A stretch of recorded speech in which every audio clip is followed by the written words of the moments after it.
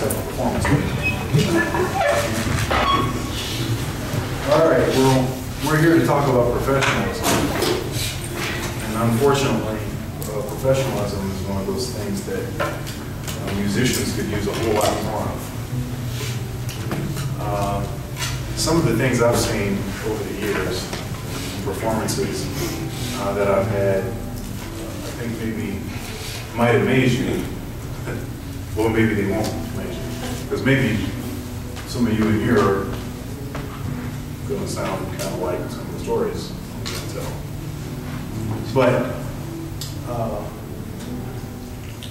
you know, from forgetting equipment, you know, you drive from, say, Detroit to Lansing, and say you're the drummer, and you forget your throne or your bass drum pedal.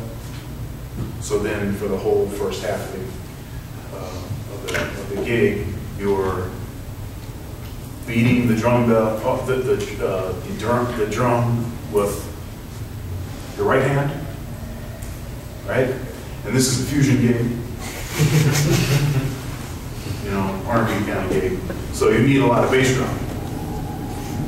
From things like that, to come into performances with the wrong clothes on, showing up late, you know, really shooting yourself in the foot.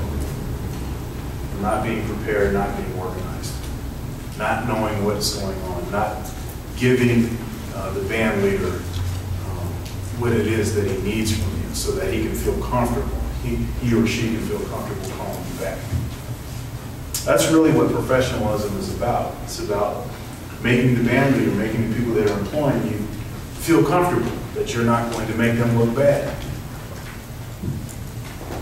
That's, you know, a lot of this. That's what this is about.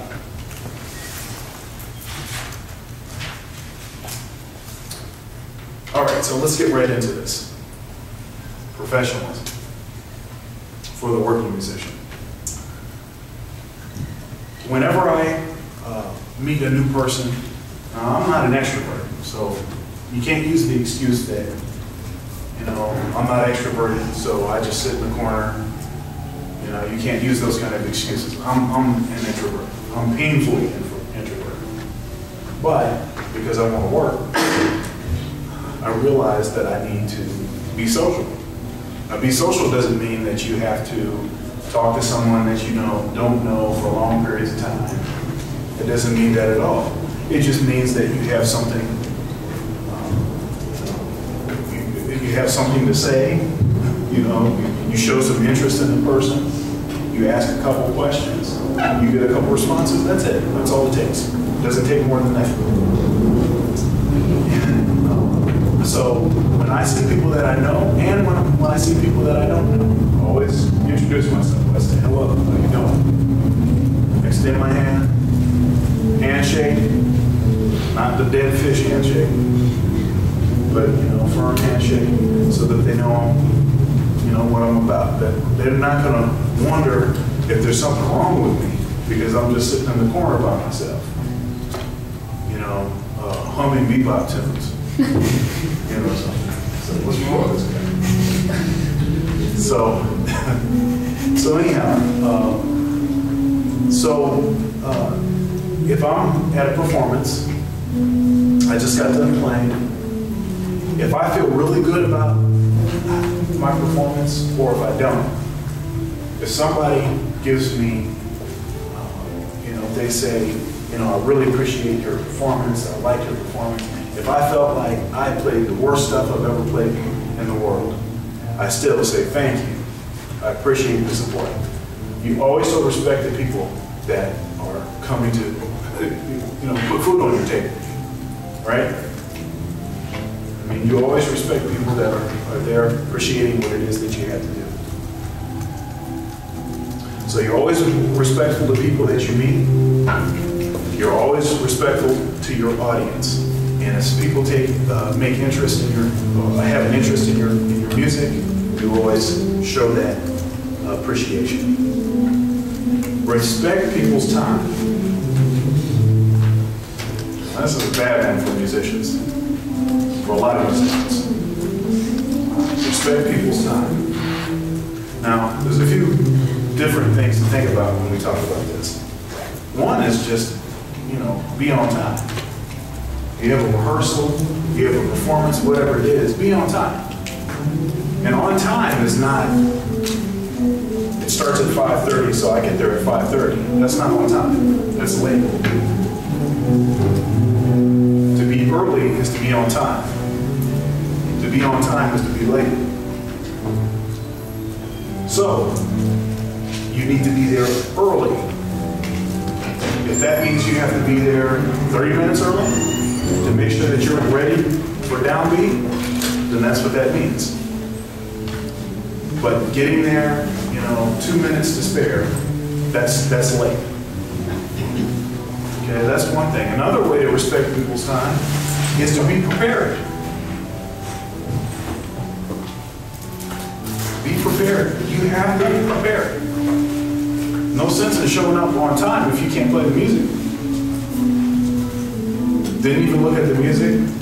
They took the time to get you a recording. They took the time to, maybe email you the music, or maybe they put it in your hand.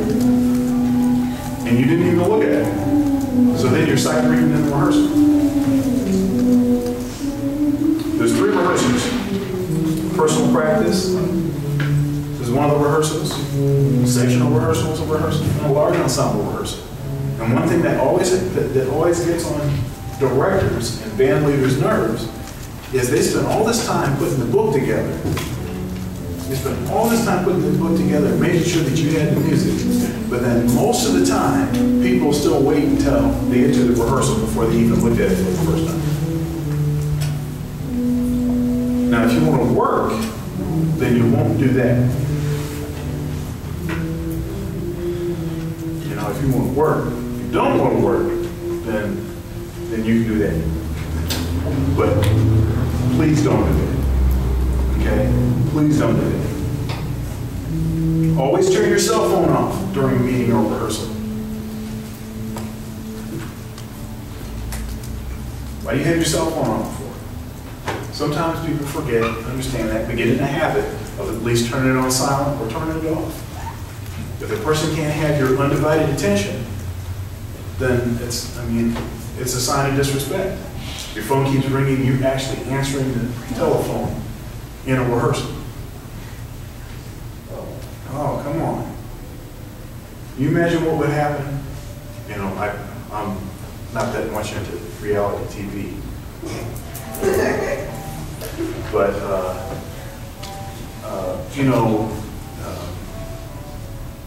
what is it, the Donald Trump show, what's the name of it? The Apprentice. The Apprentice. And you think that they would have their phones, ringing when they were in a meeting with him? Do you think so? And do you think they would answer the phone? Okay? So that gives you an idea. In the business world, no, we wouldn't really be too happy. People wouldn't be too happy with that. But for whatever reason, I've seen this several times. People answering their cell phones in rehearsals. I don't understand that. It doesn't even make any sense to me. It's just not professional. It's just not professional. Okay. Okay, now, since I'm a band leader, a lot of the time, I'm also a sideman a lot of the time. I like some of these next things that I'm going to say. Always compliment the band leader. Always compliment the band leader. Well, the band leader's doing a lot of work. He's working hard. He or she is working hard. So, some appreciation for that is always great. And remember, band leaders are humans. So a little stroking of the ego is good if you want to get a call. Right? Now, say for instance, if there are 2 great piano players that this band leader has been working with, you happen to be one of them, and one of them just keeps his mouth shut and doesn't say anything. Doesn't say anything positive or anything negative. Just doesn't say anything. And the other one comes up always as encouraging, is always friendly, strikes up a conversation. Who do you think is going to get the gig? the person that has established a relationship, even if it's by just saying, just making a couple common comments. Doesn't take much. Doesn't take much at all. You know? And let me tell you, I don't like it when people try to stroke my ego. I don't like that. I don't like it when people, you know, just say nice things for no reason. And I'm like, what are you trying to get from me? You know, it almost gets like that with me. But even I can appreciate if somebody has something constructive and positive to say. You know? So, always compliment the band leader. Don't volunteer any information, but be conversational and friendly. Don't volunteer any information. Don't volunteer any information. What do you mean by that? Well, what I mean by don't volunteer any information is if I'm in a rehearsal and you know, I'm just trying to rehearse the music. I wrote the music. I know what I want the music to sound like. Okay?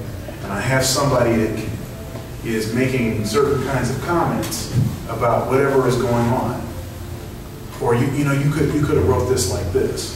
Why don't you check this out? You know, if you know, right here I can't see the beat in this measure. You know, it's better if you know write it this way. You know, see, when you do that, you have to realize that a lot of band leaders, a lot of people that can hire you are also insecure. Now, I like it personally when people point stuff out. I don't like it if they do it in the middle of rehearsal. But I like it when people point stuff out to me. And that's fine. But there's a lot of people that don't like that. And so if you're giving them too much information, telling them a little bit too much about this and a little bit about that, it's not a good idea. It's just not a good idea. But you should be conversational and friendly. So what I'm saying is, you meet the person for the first time, you're in a rehearsal with them for the first time, or maybe for the first couple of rehearsals, you don't need to volunteer any information, but you can still be conversational. If they say something, and you have to gauge this for each person, when they say something, you have to figure out how much should I say, and what's appropriate, and what's not appropriate. And if you're talking too long, it's not appropriate. You have to talk not very much in that situation. Okay.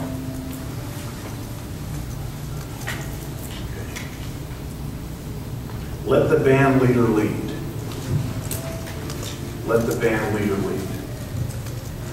This is kind of an extension of the last couple of things I said.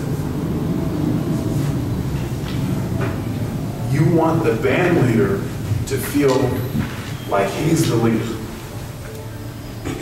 You don't want the band leader to feel like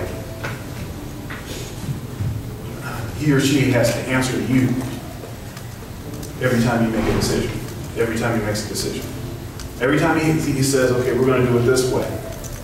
The band leader doesn't want to have to, you know, field your questions and objections every time. They just don't, I mean, it's just not efficient. And rather than dealing with that, the band leader is just going to say, you know, I just got to give you somebody else.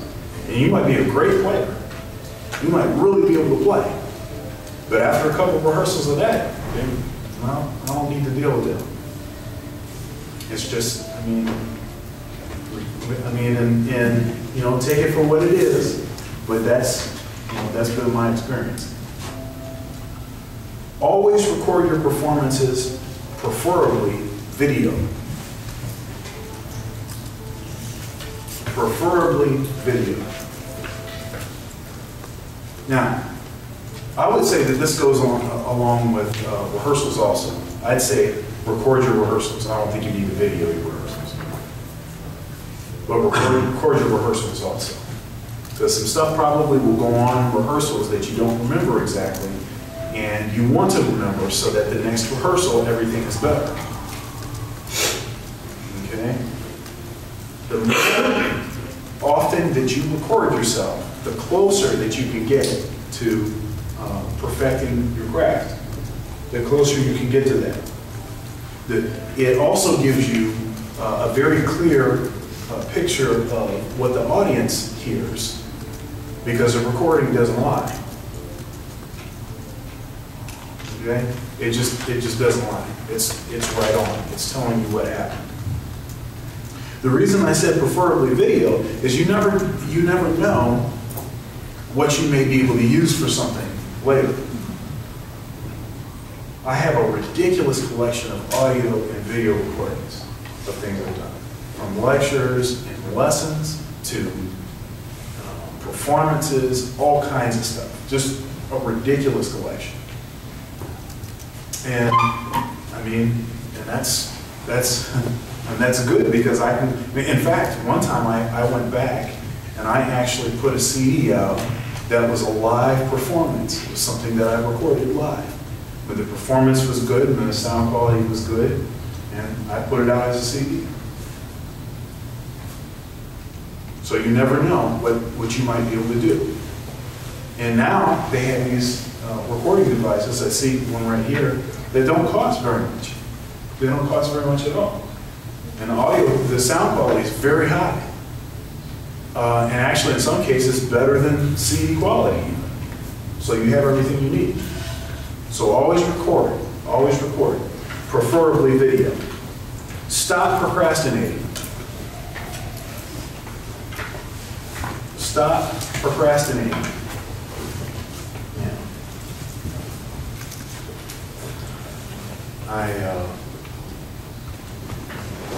A while ago, I had a student come to my office. And apparently they had an epiphany. They figured it was like they figured something out.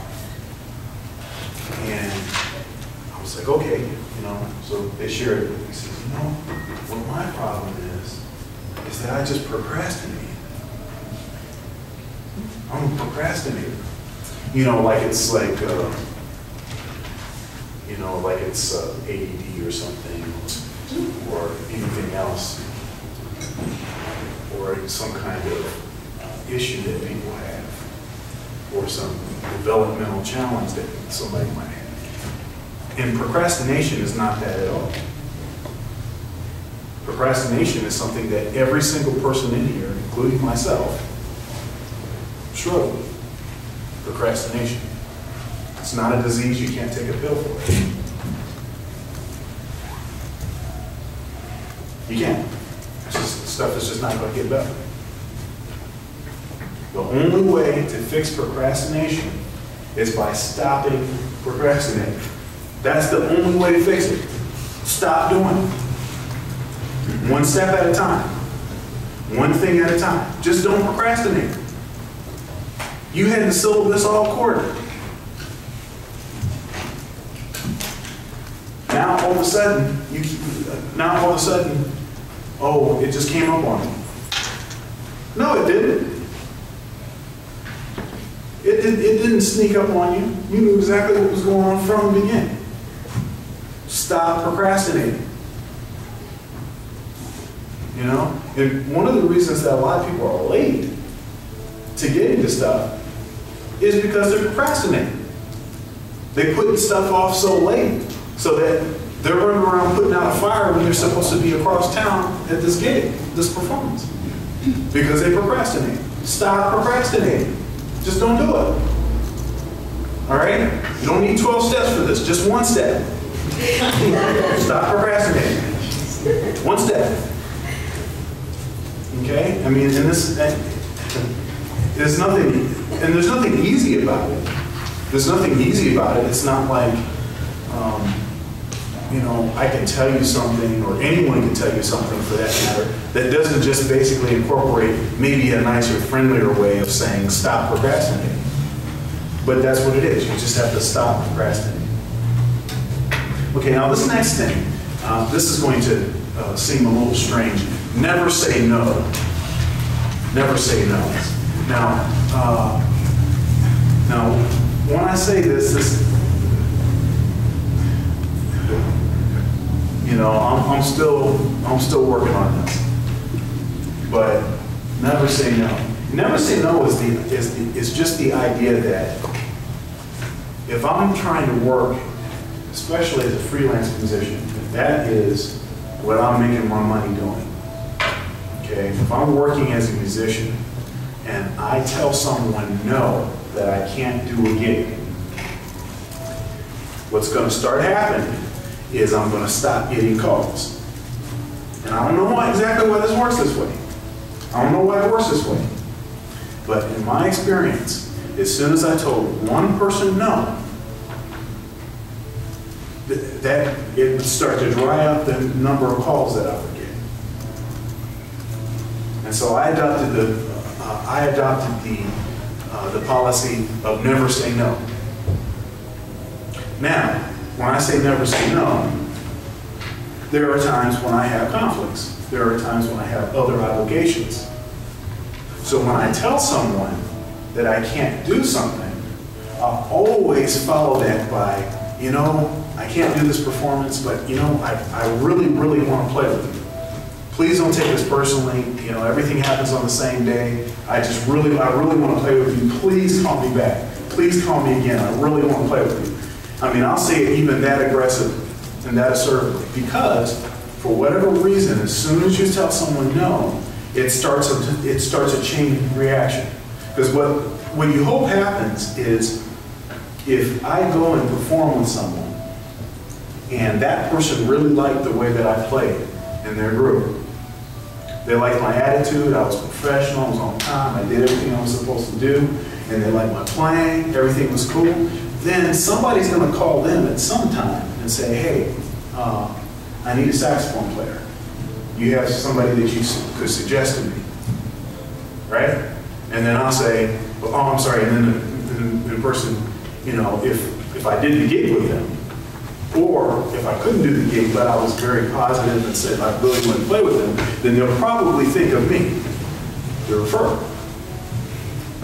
But if I just say, no, I can't do it, then in the back of their mind, they're thinking, well, you know, they might not really want to do the gig, so then they won't even suggest my name.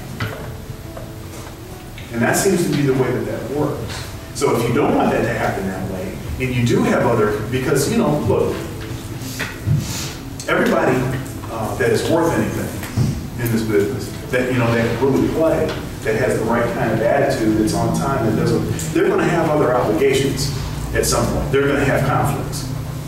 You know, they're not going to be able to take every single gig that they get a call for, because they're going to have other things that they're doing at those times. Okay?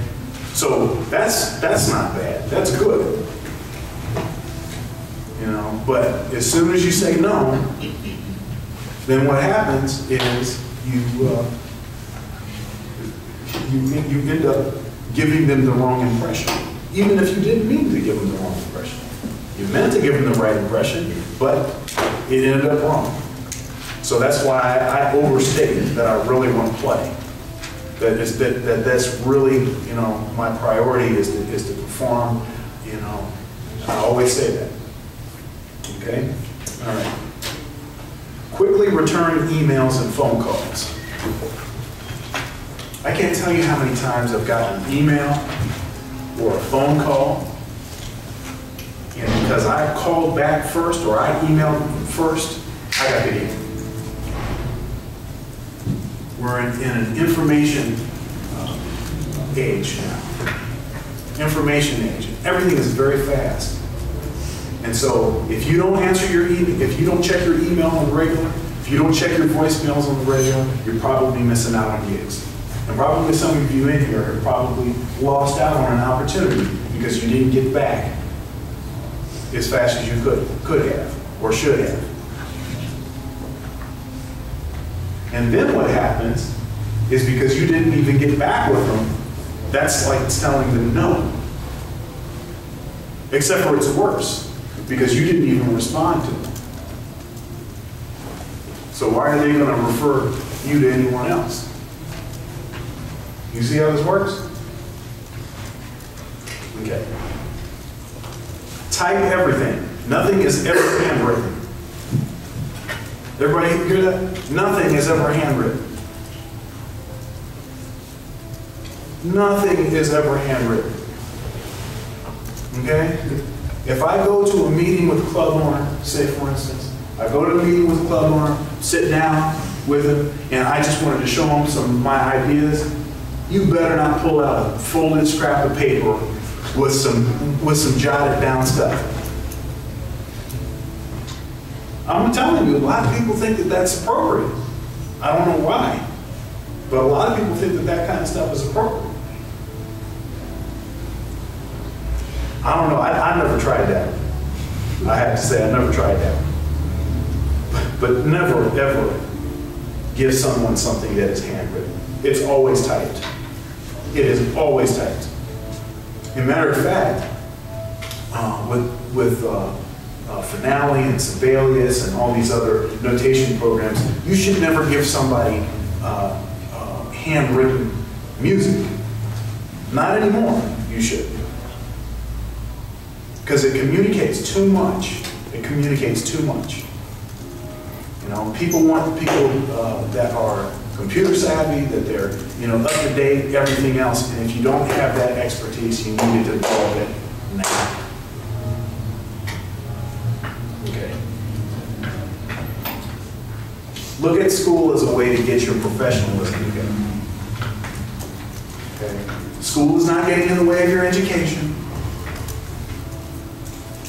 Use school as a way to actually get to the place that you need to. All these classes and all the responsibilities that you have right now, if you learn how to stay on top of it and stop procrastinating, you can use school as a way to make you a successful person.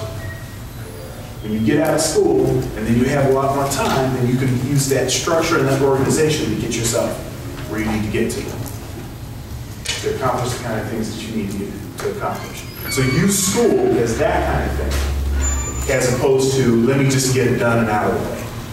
You can be developing certain things about yourself when you're in school. Okay. Always take notes during a meeting because it communicates that you are paying attention. I have a meeting with the club owner. I'm sitting at the table with the club owner, and maybe he's saying some details about what it is that he wants me to do or some ideas that he has. If I don't take notes, then what that tells him, even if he says this or not, he may not say it. Okay? But what the club owner is thinking is, how is he remembering all this? Or this must not be that important. This must not be that important. You never want to give that impression that you don't value every single thing that's going on in those meetings. You never want to do that. So you always take notes. Always take notes. And and you know what? Frankly, they might not be really saying much, but you still take notes. You know, this is like all those little things that add up to a whole lot. Always pursue excellence in everything that you do. Never be satisfied. Okay? Well, the only thing I pursue excellence in is playing the oboe. Since I'm world-class in the oboe, everything else is great. No. Because unfortunately, being world-class at playing the oboe you don't eat on that. You eat on marketing that. You eat on playing with other people. That's how that works. That's how that works. And I have this thing over here that says pursue excellence in all things.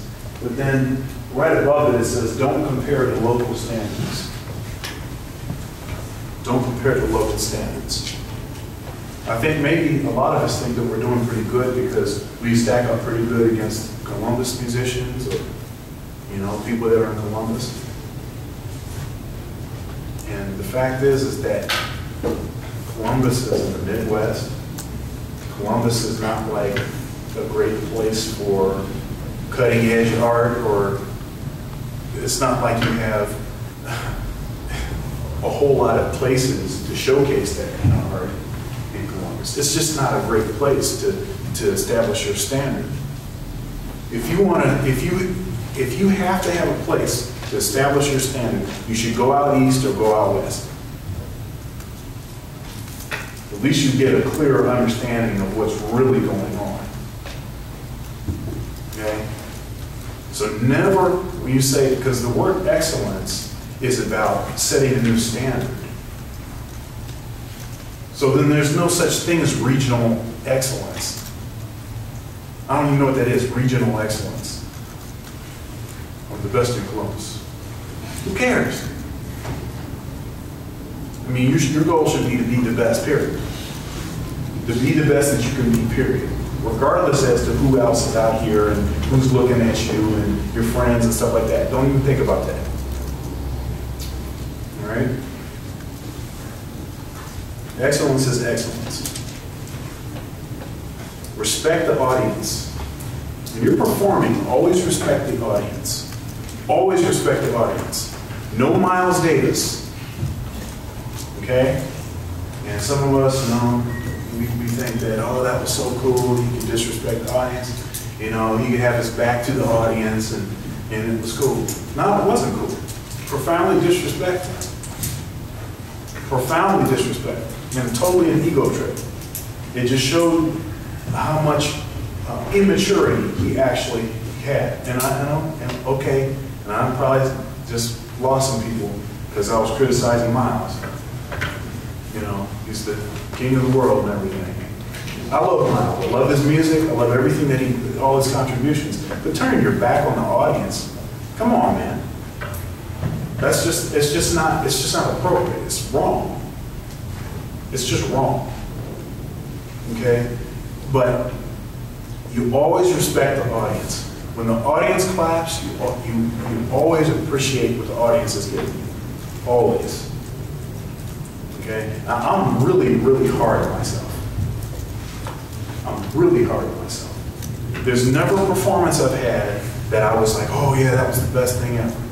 I'm always actually very critical about how I sound. And at a point in time in my life, I was flirting with the line. And the line I'm talking about is there's a line where I could be critical about my own playing to the extent that if someone ever gave me, you know, they gave me kudos or they gave me some praise or something that I just played and I knew that it was horrible, that I could almost lose respect for the person. Okay? Now, what I'm saying right now is not, I'm sure some of us in here have probably experienced that or felt that way. It's like, how could you, what were you listening to? How could you think that that was any good? See, the thing is that the audience is not, they don't care about, they're not thinking about what you're thinking about. They're thinking about the energy, you know, what it was that you were giving. That's what they're responding to. They're not responding to the fifth bar and the note that you played a little flat in that measure. They're not thinking about that. They don't even care about that. So you always respect the audience. You always appreciate what the audience is giving. Always. Never discuss band politics in front of the audience. Never discuss band politics in front of the audience. Say, for instance, you had a bad performance, something went wrong, technical difficulties, whatever it was. Never call somebody out. Never call somebody out in front of the audience. Never do that. You know, and it can be very frustrating at times. And I've been ready to slug somebody a couple of times because of something that they did, or because of the fact that they just showed up so late, you know, that I had to start the gig without. You know, I mean, I'm not a violent person, but, you know, music is pretty serious to me. And it's very personal, so I don't really like people disrespecting the music. But that's still no reason to let the audience know that you feel that way. Never allow the audience to see that. You talk about that behind closed doors somewhere else. All it takes is one time for a club owner or for a concert promoter or for anything to see that. That's all it takes is once. And they'll just basically just think that there's something, that the band is not stable, that there's something wrong with the chemistry of the band, and then that's it. So you can't do that. I know it's frustrating, but you can't do it. And you have to dress appropriate. Dress appropriate. You don't need to show up at, you don't want to show up for a meeting with a band leader looking like Kimbo Slice. Nobody knows who Kimbo Slice is? I was expecting to get some laughs on this. That's horrible. You guys let me down. But you don't need to go there looking like Kimbo Slice, looking like you don't have any sense. Torn up jeans, oh, this is just my vibe. Well, your vibe needs to change if you want to work. Okay? That vibe stuff, that only works for like 0.00003% of musicians that happen to have like major recording contracts. Okay? That only works for them.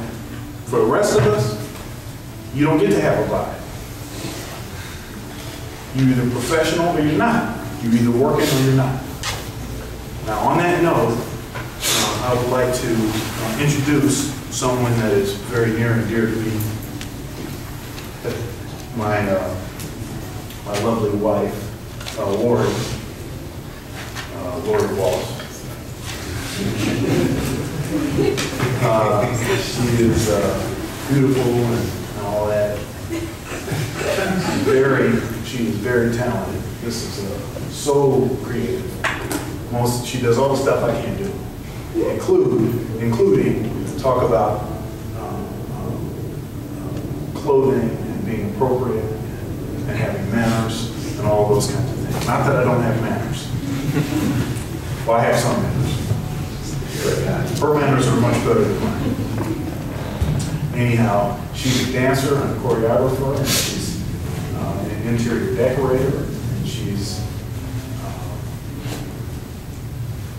a model. You can tell that by just looking at her.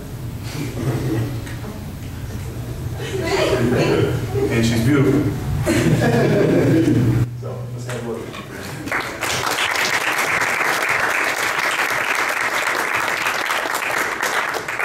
So my part will be very quick and very painless. Okay. First of all, one of the things I was listening as he was talking, it just amazes me how many professions there are that they don't teach you how to be professional. I went to school for dance. They never talked about how you act when you go to speak with someone, how you act when you're trying to get a job. They never talk to you about that stuff. I've trained everyone from flight attendants to pilots to salespeople, which none of them in their profession, no one ever talked to them about how to meet people, how to greet people, how to talk to their clients, and they all had degrees. So it amazes me how much we don't have. So just listening to the information he was giving you, I think is excellent, because so many people just miss that whole part, and they miss out on so many potential jobs simply because they don't have that part. One of the first things I'll tell you is you have to be confident. I have watched several of you play, and I've seen you play. You're tremendous, and you can tell the people that just ooze confidence. Now, confidence is a whole different air than snootiness and things like that. But what are we attracted to? Just think about what we're attracted to. Are we attracted to the person that's walking around like this? No, we're attracted to the person that comes into the room, they have their head up high, and they look like they know what they're talking about. And they know what they're doing. Those are the people that we're attracted to. There are so many musicians on campus. There are even more musicians in Columbus. Therefore, you have to stand out. You can't be just like everybody else. You have to be a step above everybody else so that they will remember you when you come to meet with someone. Okay. A couple of things that I would like for you to remember. If you don't remember lots else that I say to you today, I want you to remember image, the word image, and then I'll talk to you about your professional kit as a musician. So the first thing we'll talk about is image. You literally have 7 seconds to make a first impression on anyone. When you see someone for the first time, you know immediately what you feel about them, what vibe you get from them, what sense you get from them, whether you can relate to them. You know that within a couple of seconds. If you don't believe me, think about people that you want to ask out on a date. When you see them across the room, you know instantly it's like, not that one. You know, or you know, okay, maybe. We know that instantaneously, so as a professional and a musician, that's the first thing that people are going to think when you walk into their presence. So the first thing you want to do with image is you want to introduce yourself. Introduce yourself. Say your name to that person. Even if you've talked to them on the phone, you walk in there, you say, hello, I'm Dan, nice to meet you. Because then it's stuck in their head. They'll remember it again as well. Okay, the second thing with the M, you want to make eye contact. Nobody likes a person that looks shifty. You know, you can't look at a person. We don't trust people that can't look at us in the eye. So you want to make sure that you look at them right in the eye, okay? The A, you want to make sure to then acknowledge them by name. Call out their name, because then it becomes personal. And they know that you're engaged in whatever they're talking about and what's happening with them. Okay. Once you've acknowledged them by name, you're going to give them their full attention.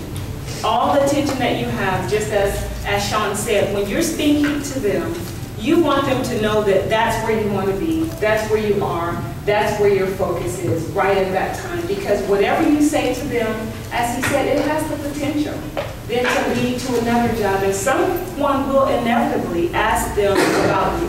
If you play for them, someone's going to say, oh, you know, what about that person? Or do you know someone? So you want to make sure that they remember you. And then the last thing with the image is you want to extend your hand for a handshake.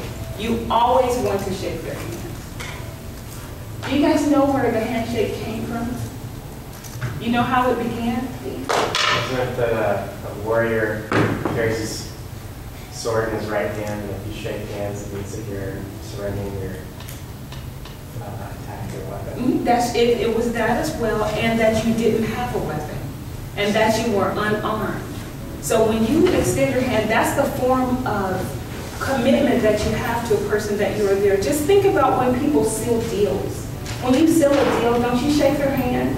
Even when people were little, they used to do what, pinky swears, or what was it, blood or something that they did. But it was always the touching of the hand somewhere. It was a connectedness that you engage with another person. That makes them feel engaged, and now they trust you because you kind of opened yourself up to them. Okay. So if you don't remember anything else, remember the image. You can think of how that relates to you, and then just try to do that with every person that you meet. Every interview you may go on, every gig that you get. When you come into the gig, you want to make sure that you are dressed appropriate. Okay, now dressing appropriate, everybody doesn't wear suits. Some people don't like suits. But unfortunately, in this day and age, to look professional, you will probably need to get one. Okay, that doesn't mean you have to go to Macy's. You can go to consignment stores, you can go to thrift stores, you can go to all sorts of places just so that you will have what you need. It's better to have that and they see you and they feel that you're professional and you're serious about what you're wearing and how you feel when you're talking to them. Because that changes things. Don't you feel different in a suit than in jeans? It makes you feel totally different. You kind of stand up a little straighter. You might walk a little straighter. What do some people say? You have a little swagger or something when you walk. You just feel very, very different when you do that, and it exudes confidence. Okay? Now, the next thing I'll talk about is your professional appearance kit. What you need as a musician. And, you know, Sean tells me about like a lot of different things that you do. A lot of different functions that you may have to go to or appear at or meet people or greet people, and sometimes even for your recitals at school. So I've seen some of the recitals here. I've seen some people just in suits, and then I've also seen them in tuxedos. So you want to make sure that you have a black suit and or a black tux. Okay? You want to work yourself up to having a tux just because there are weddings. If you play at weddings, a lot of times they will require that you have a tux. But make sure you have a black suit and a black tux. You need a white shirt, a very crisp white shirt. Now, a white shirt for your gig is very different than a white shirt that we wear to school. The one that you just throw on the floor, that's in the corner, that's what we can wear to school, but you want at least one good white shirt that you actually don't mind taking to the cleaners. Because they can give it a nice press and it's very, very crisp, and it's going to make you look a lot more professional, okay? You want to have black shirts as well. I've seen a lot of musicians will have to wear black from head to toe. I've seen everything from, you can have rounded collar shirts, the banded collar shirts, regular shirts. I've even seen some t-shirts that you can get that don't really look like t-shirts, but they're just plain t-shirts. But if you wear them under your suit, it will still give you the appearance of having on all black. You want to have black shoes. If you're not one that likes to polish your shoes, I suggest you get some Vaseline, because if you just take a little Vaseline and shine your shoes, it is the finishing product to your whole outfit. There's nothing worse than having on this suit or this tux, and from head to ankle, you're absolutely smashing, then your shoes got dust all on the bottom of them. Okay, so it just takes a little bit of Vaseline just to wipe it off, just to shine it off a little bit. Everybody's going like this. I should have looked down first. Okay, then you want to make sure that you have black socks. We have to accessorize, okay? An accessory when you're wearing your black and your tux, it should not be your socks. Your socks should not be blue or gray or green. They should be black as well, because as a musician, as all of you are sitting down, if you sit on a play, guess what? I can see all your socks. So there's nothing worse than forgetting that, and it's like, oh, I forgot, I have on green socks. So you want to make sure that you remember that all the way down when you're dressing. A black belt. And a lot of these things are things that you probably already have. You probably already have them. You want to make sure that you have a watch. That way you can make sure that you're on time. Nobody has to tell you what time it is. But you can always know. You want to have a fresh haircut. Now, fresh haircut doesn't mean that you have to cut your hair. Sean cuts his hair all the way off, so, you know, and then people have different styles. That just means that you want it to look the best that it possibly can for that day and for that time. That goes for your mustache. I know you just have to put some of the stuff on you, so you know that's right. You're good. You're good. But make sure that your mustache, that's the same with your mustache. You don't want to have this scraggly look, you know, when you're going in there. Okay, so make sure that's all fresh and neat, however you like it. Okay, and then anything else that you feel is necessary. And that might be little things, like if you're going to meet with someone, you might want a mint or a Tic Tac or something like that just before you go in there, just because if you're going to be talking face to face with someone, you don't want to leave them with the wrong impression. Okay? And I think for me, that is about it. The last thing I will say again is just that you need to be memorable. Just make sure that you are memorable. There are so many musicians and so few jobs at times that you want to be the person that they call. And they're going to call you based upon, one, your talent, and then two, they're going to base it on what they see, their interaction with you. They're going to base it on that as well. So hopefully you guys can remember something out of this that I said. Hopefully it will help.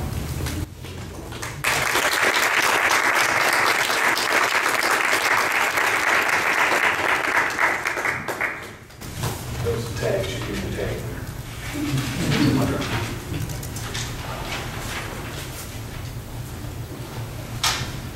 All right, great, moving right along. I'm going to segue into more band leader type of stuff, marketing and some of that kind of stuff right now. Okay, now this first thing, I'm still segueing, is about learning how to separate business from personal relationships. Okay, now this can be challenging. It's going to be very challenging. okay? And I was just talking to Lorii last week, I think, when we were talking about this, and it kind of dawned on me that the issue with separating business from personal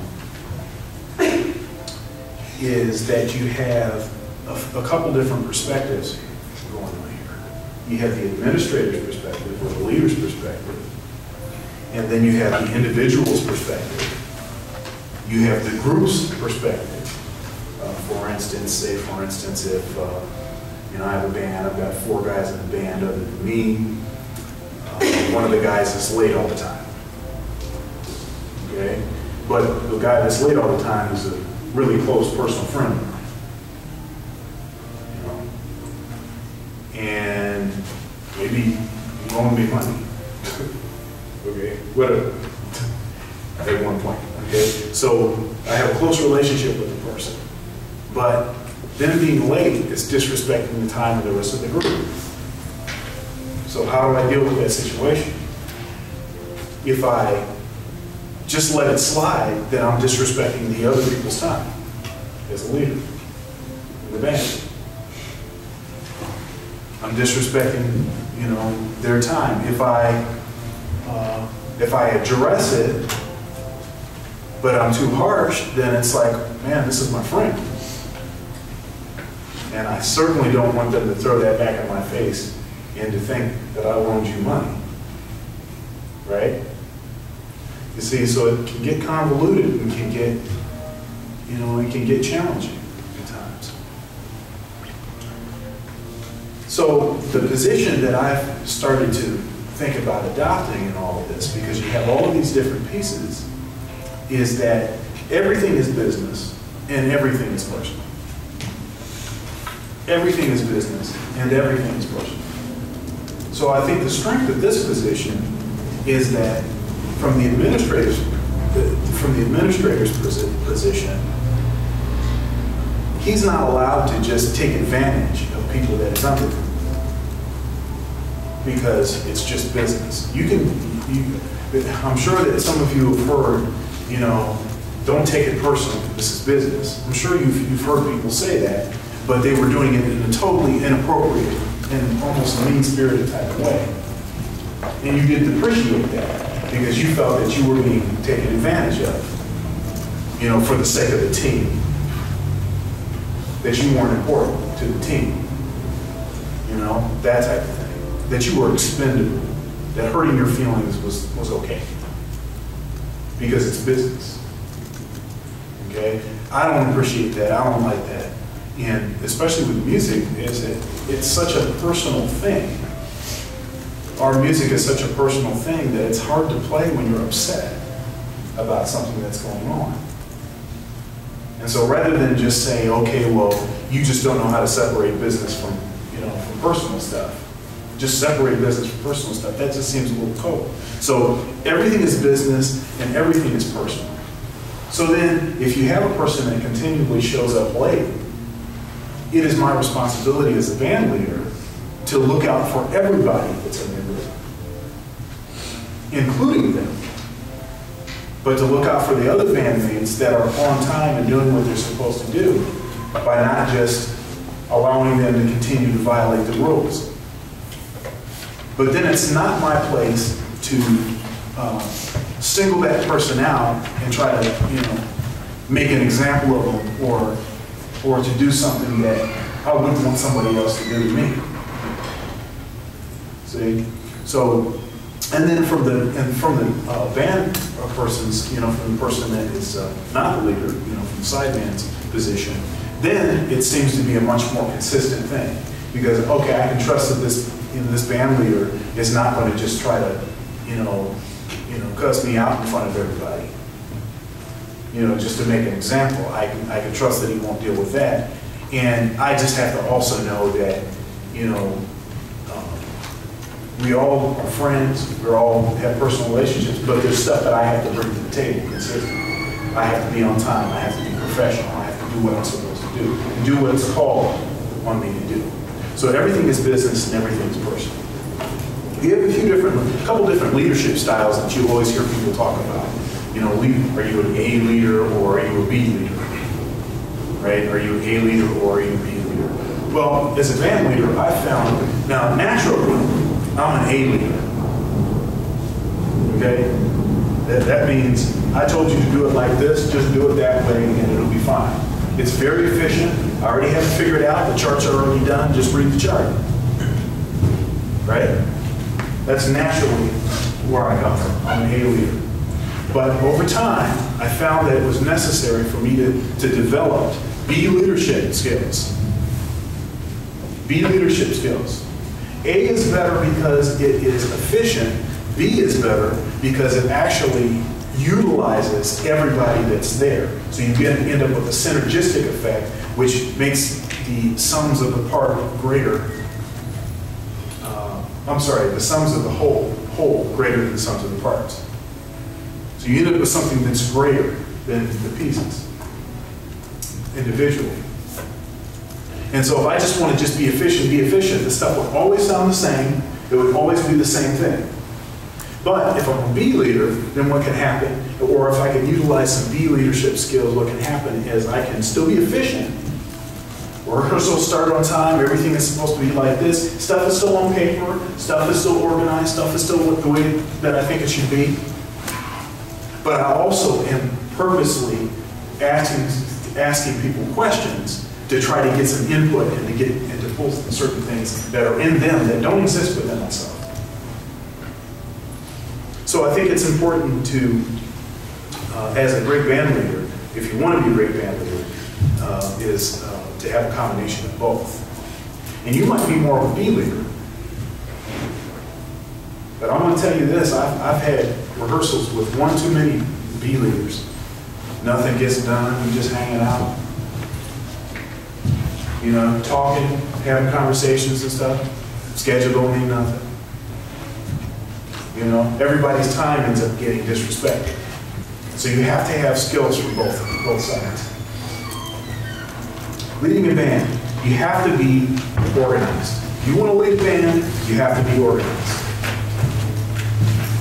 You have to be very clear articulating your band expectations. Very clear.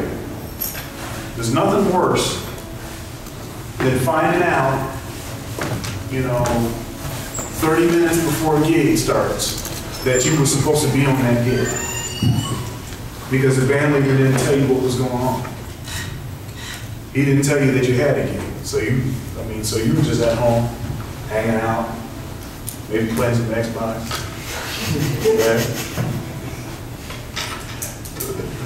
And so then, you get a rude awakening that you got to be across town. And of course, you're going to be late. So be very clear articulating your band expectations. What instrument do you expect them to play? What time do you expect them to get there?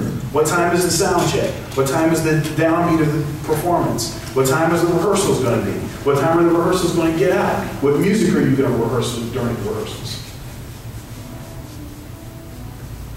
All of that stuff, that's all in the band leader.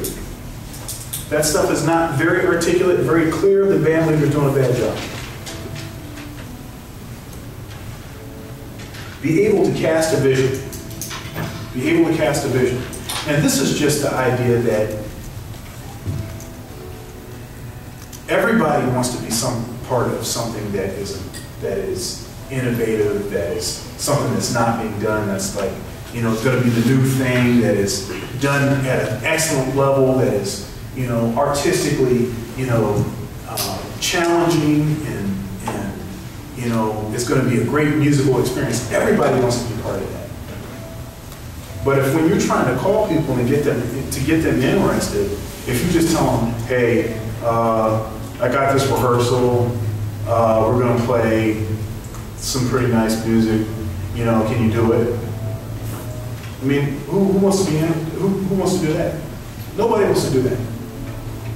Hey, even if it was my thing, I don't even want to do it.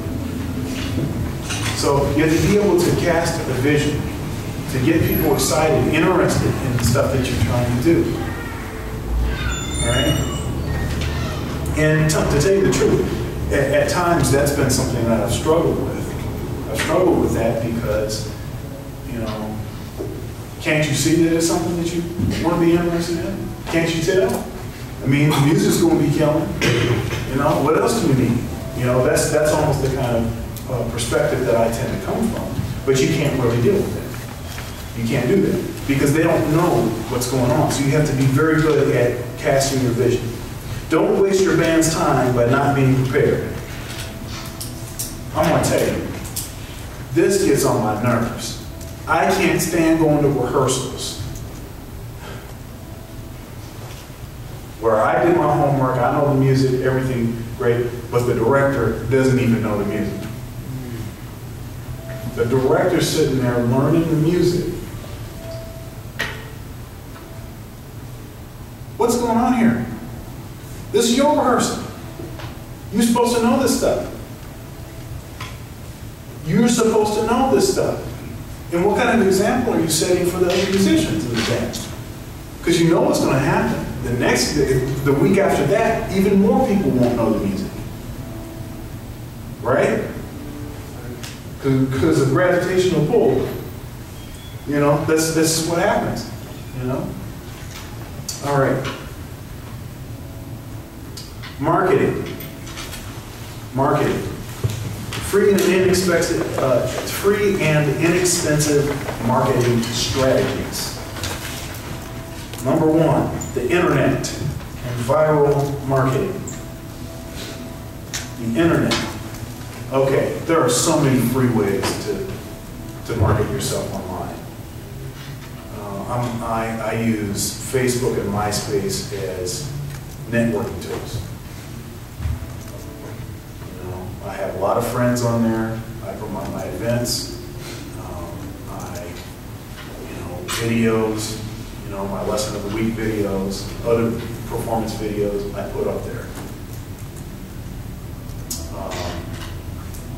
I have made several contacts with people on there, rather than just using it as a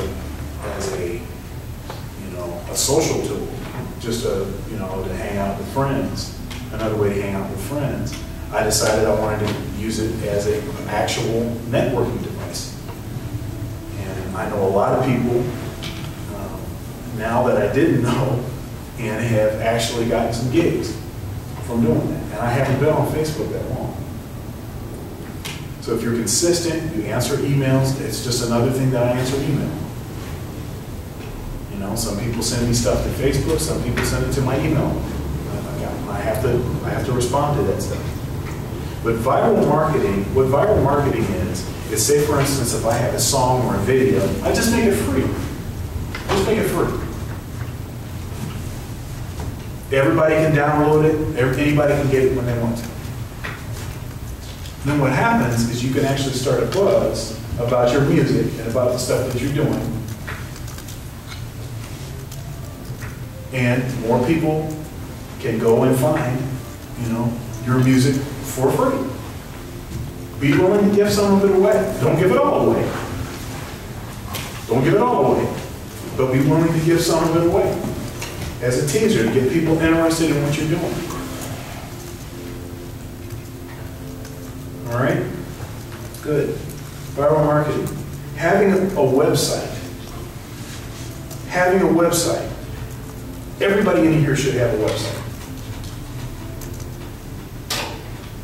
Well, we're just students. Website doesn't cost very much. Everybody in here should have a website. It doesn't take much content. You need some pictures.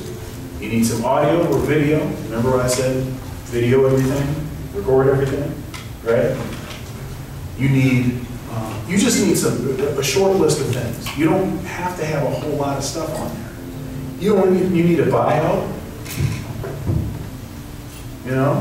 That's it. If you have those 3 pages and a links page, there you go. That's all you need. All right? So, a website and YouTube. I do these lesson of the week videos, and it's hard for me to go to a conference, a jazz conference, or a performance. I haven't been able to go to ones, especially since I've been doing the lesson of the week stuff, without people already knowing who I am. You know, people, they already have been watching the videos. And I don't know who they are, but it's on the internet. The internet is worldwide. Everybody can have access to that. I don't make any money doing that. I don't make any money at all doing that. But the payoff is that people know who I am. So then when I have other events and other things happening in those areas, chances are I can get more people interested in coming to them. Okay? Another thing about with marketing, if you go to the other paper, I think it's on Thursdays, the Thursday edition, they have a listing of all the live music stuff that's going on in the city. Okay? That's the Thursday paper. But they also, I think maybe this is on their website actually. If you go to their website, they have a list of all the live music venues in Columbus, or in the greater Columbus area. Contact information, everything. And guess what I did one time? This was shortly after I got to Columbus. I got a demo CD together, and I mailed it. I located specific ones out of that list, and I mailed CDs to all those locations. And I ended up with gigs after that. I had 2 regular gigs for like a year because I did that. And then I had several isolated gigs because I did that. Okay. Sweat equity. When you are giving stuff away and when you're willing to play for free, and you need to be willing to play for free, you're actually not doing it for free. You're doing it actually building equity. You're getting yourself out there, you're getting your name out there.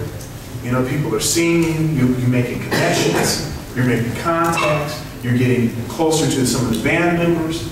All of that stuff is actually adding to what's going on. So just because you simply aren't making money on a performance, just because you're not making money on a performance, that doesn't mean that it's not adding to your value. Yes?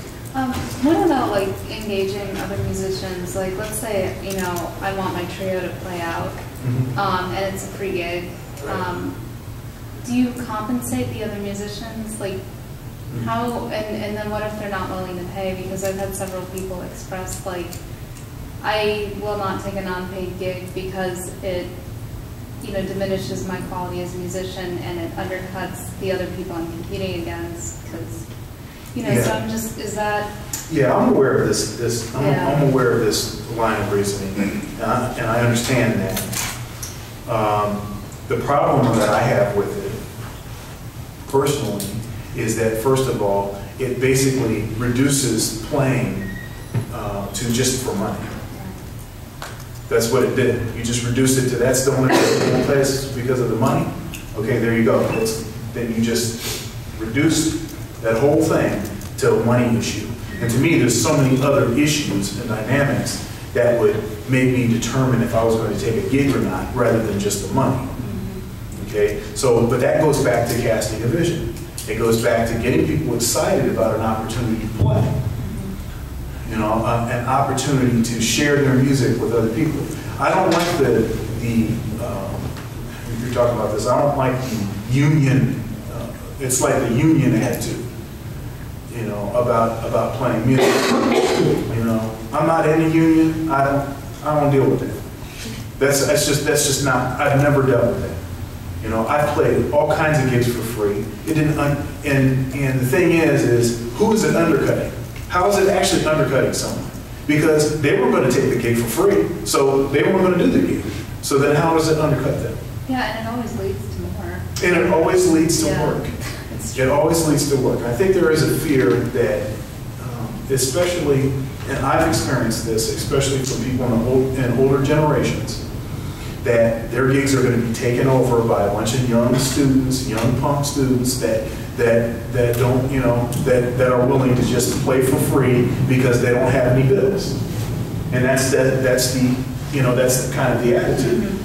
And the thing is that if you roll the clock back a little bit, that's probably how a lot of them got gigs, because they were willing to do gigs for free, they were willing to do it for less money, you know, and they got excited about something and they wanted to go and share their gift with the world. So that's the same way that they got, what I'm suggesting is the same way that they probably actually got their start. So, yeah. Okay. So, anyhow, let me just say a couple more things and then I'll open it up for a couple of questions, going a little longer than I wanted to. Be willing to perform for free with the same level of professionalism that you would exhibit if being paid.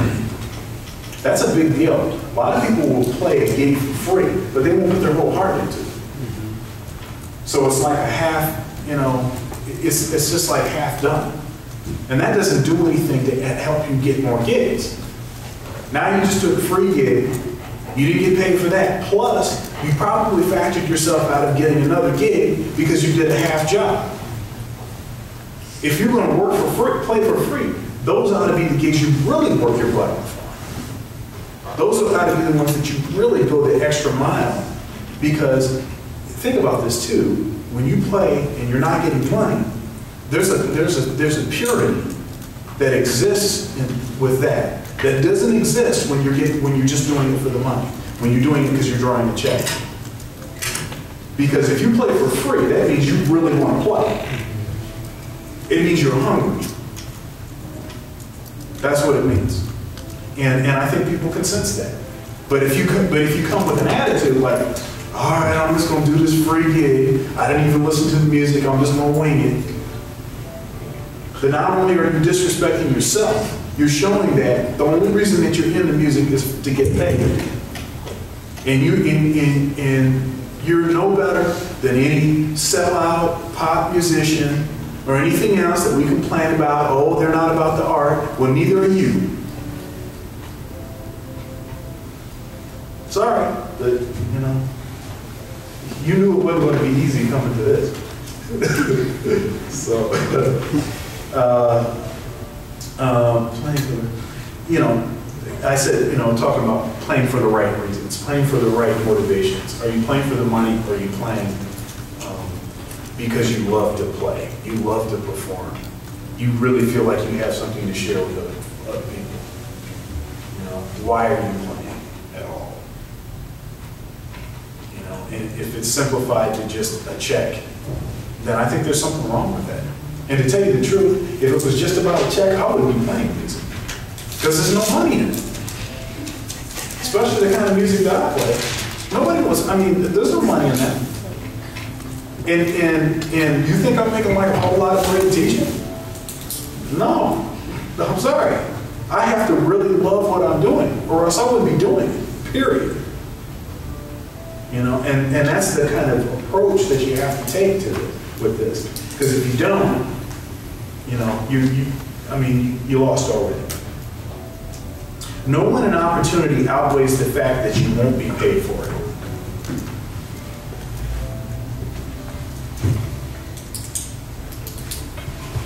Know when that is. Okay? I'm not going to keep talking about that because it would be a little redundant. To work as a professional artist, you must be a good leader and do some performing, some teaching, and some writing. Some performing, some teaching, and some writing. You might be more of a teacher, but that performs and writes. But the performing and the writing has to be at the same level as the teaching. Or you might be a performer, primarily, that does some teaching and some writing. But every single one of those things, when you're called on to do that, needs to be at a world-class level, or else you'll never work again doing that. That's the way that you have to, that's the way that you have to look at it. If you miss out on a good opportunity, a writing opportunity, and oh, I just didn't really know how to do this, you know, well, but you know, I know my writing wasn't that good, but hey, but you should listen to me play saxophone. They don't care about that. They could have went and found themselves a writer. Actually, they could have found themselves a writer that probably played better than you and talked better than you too. That's the truth. So you don't want to mess up your opportunities by doing a lousy job and then trying to give yourself an excuse because I really do something else. Nobody cares about that. They just want their stuff done right. Okay? Let's see. Support other artists. Jeez. Now see, if any one of you had a recital, you want everybody else that's in this room and you expect them to come and show support and come deal, right? Yes. Uh-huh. But how come you don't go to their stuff? And actually, when you go and you support another artist, that's actually a marketing opportunity. Because when you're there, you're kind of, you're walking around, you're talking to people, right? You're kind of schmoozing, right? You're shaking hands. Oh yeah, next week I got this performance. Why don't you come check it out? Check it out. I got this thing down the street here. See, now you gotta be kind of slick about it. You don't want to be too over the top, but but that's what you can do. Okay, find grants and learn how to write a professional proposal. I'm not going to go into detail about this. Probably going to do another workshop about this, another lecture about this. But there's all kind of money out there, for really great art. You just have to know how to find it. And then, if you know how to find it, it doesn't help you to find it, but then you write a lousy proposal that looks like a second grader wrote it, and it was folded up in your pocket, written with pencil. That doesn't help. All right, so you have to learn how to really write a good proposal. All right, know your role in a band. Know your role in a band. If you're a sideman, then play the best sideman role that you can. Be supportive to the leader, be complimentary, be helpful. If they have some writing opportunities, take full advantage of that. I know a guy in town, one of the baddest musicians on the planet. And one of the reasons why he works so much is because when he got to town, he took all the free gigs, he took all the rehearsal band gigs, and then he made himself indispensable to the director of those bands, to the leader of those bands, and basically worked himself into a musical director position where he writes all kind of stuff for everybody, and then he gets paid more because he writes the music. So much for not playing for free. He's working all the time and getting paid. But that's not why he plays, though. It's not for the money. It's for the love. Because I can ask him anytime I want to. Hey, come on over to my house. Let's just practice. Or come on over here and let's do this gig. It doesn't pay anything. So, oh yeah, I'm there. And it's professional. It's as professional as anything else. Okay? Okay. Here's just a short list of things that I think that every band leader should have.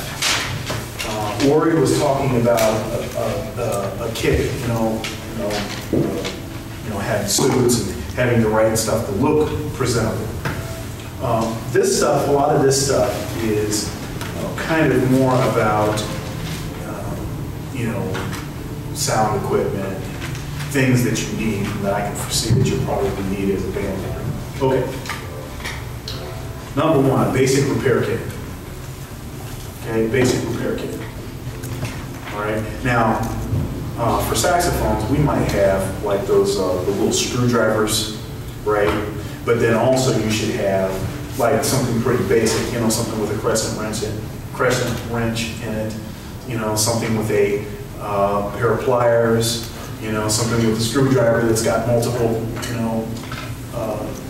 multiple sizes, those kinds of things. And you can get those pretty much anywhere for like 10 bucks. It doesn't take much, all right? A date book. Quit trying to remember the stuff that you got to do in your head. Don't do that anymore. Get a date book, write the stuff down, all right? Yeah, but you know when I write it down, I can't remember it anymore. So you see, that's why I don't write it down. Good luck, you're going to be in serious trouble. Business cards. Business cards. You ought to have business cards. You can get those for very inexpensive. And you can design your own. You can go to Office Max, get yourself some of those, you know, and all these printers, I mean, all these printers, they come with software that will design business cards for you. It doesn't take a lot. It doesn't have to be state of the art. It just needs to have your information so that you can get a gig, right? A promo package. Promo package is just like a demo CD, maybe an 8x10, a black and white glossy picture, a bio, you know, and it's usually in an envelope, like a manila envelope. Okay, that's really what a promo package is. An agent. If you're trying to work, you need to contact some agencies. Okay? I mean, no, that doesn't mean that you don't have to do the work to drum the business up. I'm just saying that's one thing that can help you get some more work. A manager.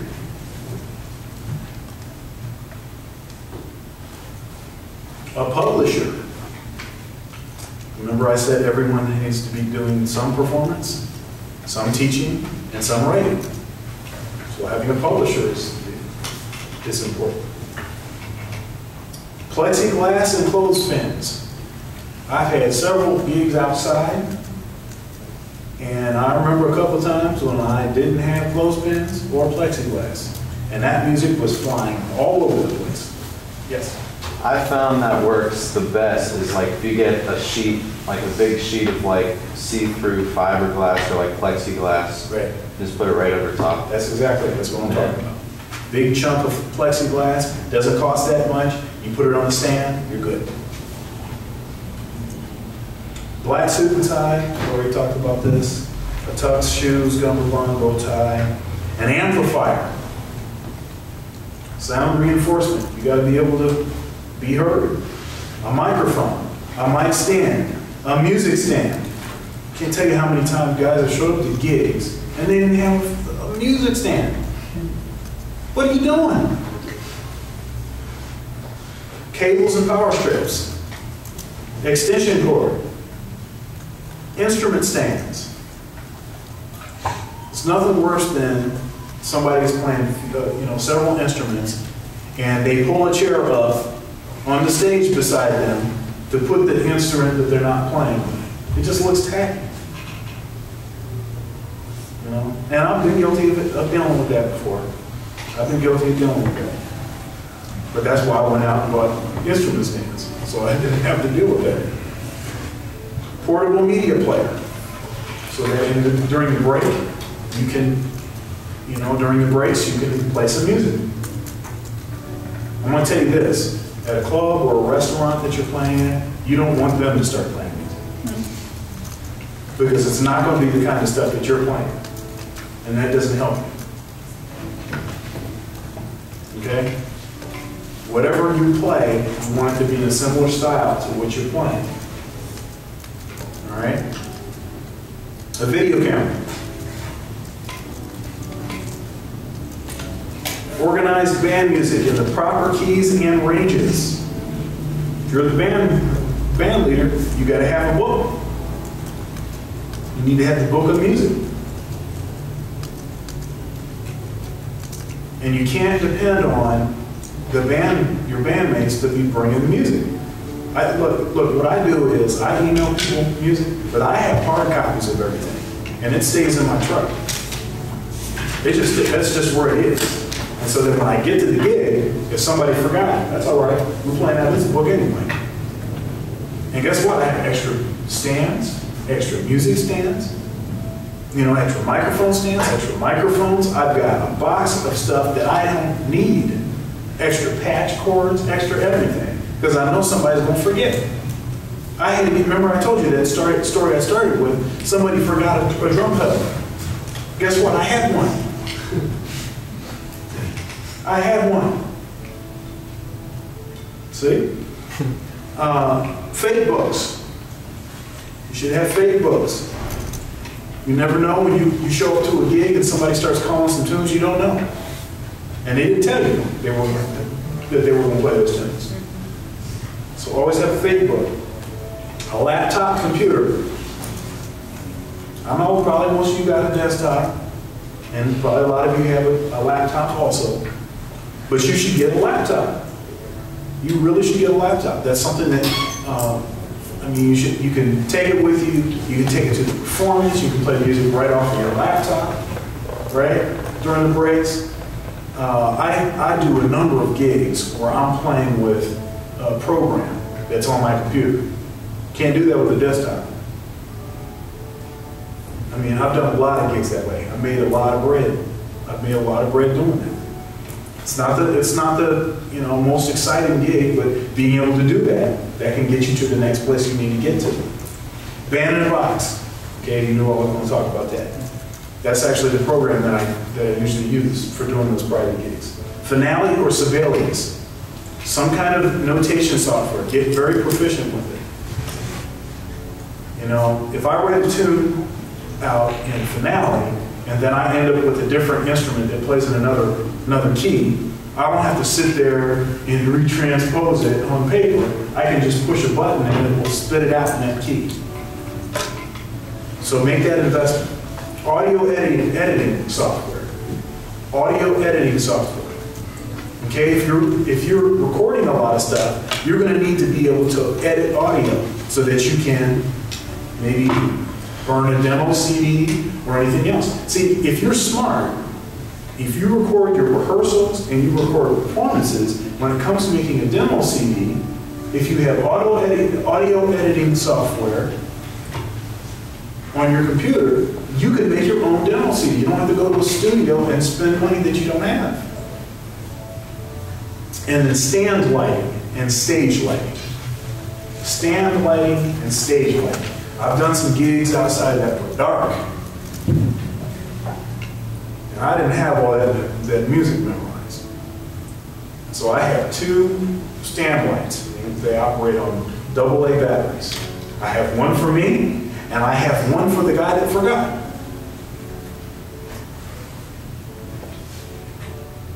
Yeah? You know, I got this idea from the Bandleader I worked with for 2 years. Great guy, great Bandleader. And he had this huge tote, and he had all this extra stuff that he didn't need for the gig, that he always brought with him. And one of the things in that tote was a neck strap for a saxophone. He was a guitar player. But guess what? One of the guys that he used to use before on a pretty regular would forget his neck strap. So he just had an neck strap. This is the kind of stuff that band leaders have to think about, that a sideman doesn't have to think about. Okay? Are there any questions about anything that I've said? Or anything that Lorii said? Any questions, comments? The part about playing for free was interesting because you always think it's not good to play for free. Right. Or, you know, if you play for this amount of money, then everybody will think that you're just at this level, right? The $10 level, or you know, whatever it happens to be. And yeah, it's interesting. Yeah, I think people are pretty smart. I think people are smart enough to know when something is being done and know very high about it.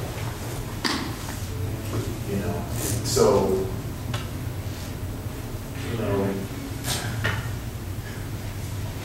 assigning money of dollar values to what it is that we do is it's a hard thing to do, and it's not very accurate anyway. You know, So that's why I just try to take that out of it. And actually, ultimately, and Lorii and I have talked about this a lot, ultimately, I want to be able to just never take money. Only play. Because I've got money and stuff coming in from other stuff, so that when I play, it can just be totally because I just want to play. Not because I need the money, not because I have to pay rent, not because of any of that, not because I want to go and buy another DVD or, you know, I want to get some more toys, but rather just because I just want to play. You know? And this is, you know, this is my approach. I'm not forcing this on anyone else. When I'm playing, I play for 2 people. 2 people, all the time. It's only 2 people that I play for. I play for God and I play for myself. Those are the 2 people. And I think that's my goal. Now, that's my ideal goal. Sometimes I slide back into playing for the wrong reasons, but those are the 2 things that I'm trying to play for. And if I can do that, then what's money? What does money have to do with that? It doesn't. It doesn't really have anything to do with that. So, yeah, that's a hard place to get to, and it's a hard thing to do, and the economy's funky, and everybody is hungry and everything else. But I think that, for me, that helps me to dial in. Yes? What if that's all you want to do is play? Then you have to take money or you're going to start. That's correct. That's correct. That's true. You do. And there's, I think, the thing is that if you want to do this for a living, then you do have to take money. But you have to trust that the money will come, as opposed to, I'm doing this for the money. And so kind of it's a unstable, kind of a tricky type of situation. If I am just concerned about being able to make enough money to pay rent, then I think that does something to the music though. It's hard to play from a place of peace and unmuddled and have clear-eyed thoughts about music and about what's important when that other thing is there. And so, yeah. That's challenging. It's one thing to play like a free gig, and I guess it's another thing when they ask you what your rate is. Do you have any advice for setting a rate? Great question. My dad told me one time, he said that when you are thinking about how much to pay, just come up with a figure that you think that you're worth. Say if it's $100 or $500, whatever you think the number is. But charge that number across the board. So include drive time in that, any expenses that you have, that goes against that. Everything and anything comes out.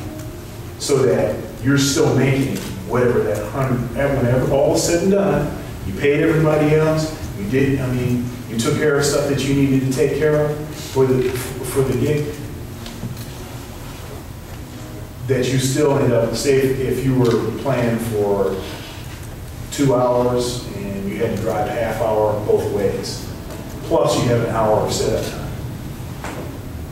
You see what I'm saying? Yeah. So then that's like $400. You're charging $100. You see what I'm saying? To take all the things. For the whole thing. To consider the whole thing.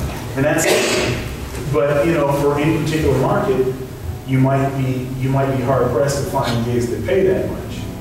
So you might have to adjust the number. You might have to say, okay, well maybe I need to get $50, you know, or $75. I always try to get the other person to tell me a number before I tell them a number. You know, so well, what's your budget? How much money you have? You know, I don't want to break it down. I'm going to tell you something that you'll be afraid of. But really, I'm just trying to get them to tell me a number so that I can ask for a little more than what their number is.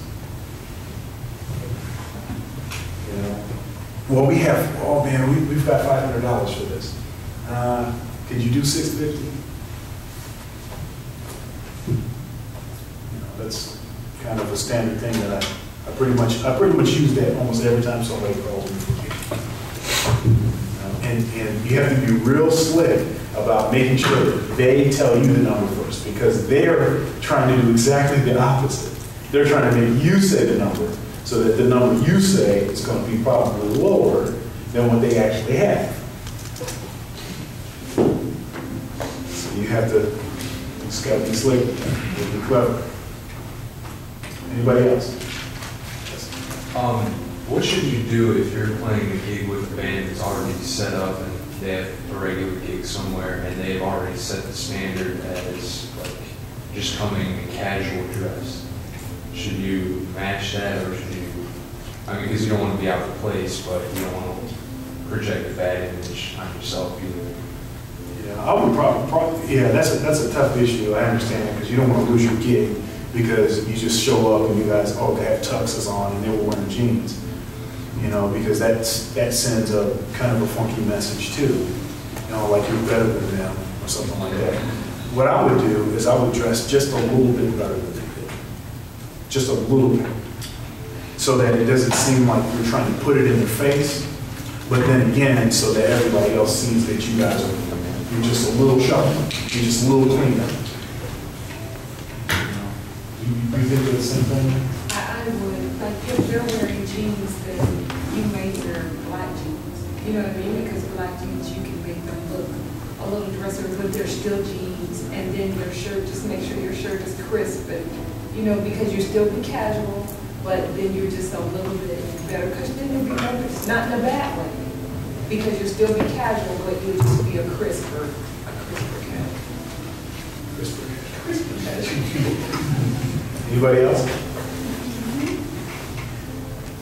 Anybody else? I just want to say from personal experience, I think it's important to try to write grants, because that's how I got my main instrument, and it's about $13,000, and I didn't have to pay pennies. So I think I try to, as soon as I see something that fits me, I try to do it, because even if I don't get it, I'll get better doing it all the time. That's right. That's absolutely right. Yes? Yeah, I was going to say in scholarships too, and always having like a resume available, even if you have a job like, I don't know, at an ice cream store, like putting that on there is really good too. And I've got, kind of like Marcel was saying, like I got to go to a jazz residency in California because I had all that documented. Yep. So I have I've got a copy of my curriculum vitae, which is just a glorified resume. And it's got a bio in it and everything. It's on my website. You can download a PDF file on my website. You know, I also have a bio on there. I've got all kinds of information. So, yeah, having that information and getting into the regular exercise of applying for grants and scholarships all the time. Actually, I got the funding for my master's degree, for the graduate assistantship I got from my master's degree, was because my father and I wrote a proposal to the president of the university, and it had to do with minority recruitment. And we wrote this thing, and we just hounded the president's office until he gave me the money. That's how I paid for my master's degree, is by writing a proposal. So it really is a valuable skill. All right, thanks for coming.